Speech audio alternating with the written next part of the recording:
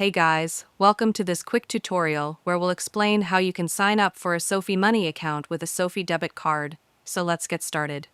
First, open your browser. Google Chrome works best and go to the Sofi Money website. Once you're there, click on the button that says Get Sofi Money. Next, you'll need to enter some basic information: your first and last name, state, email address, and create a strong password.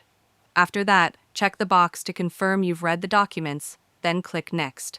Now, you'll be asked to choose whether the account will be individual or shared. If you're not sure, go with individual. It's easier to manage and close later if needed. On the next screen, enter your street address, apartment number if applicable, city, state, and zip code. This is the address where your Sofi debit card will be sent, so make sure it's accurate. Click Next.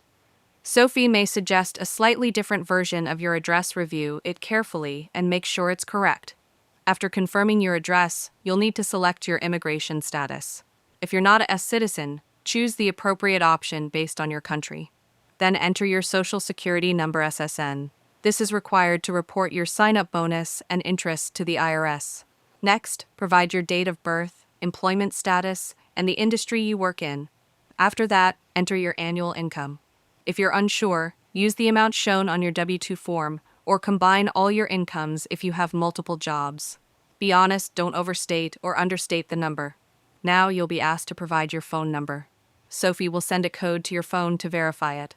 Then come a few legal questions. Make sure to read them and answer truthfully.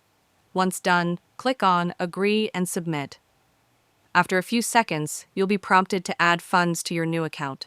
You can either link an external bank account or use your debit card to make your first deposit. Just enter the card number, expiration date, CVV, and zip code.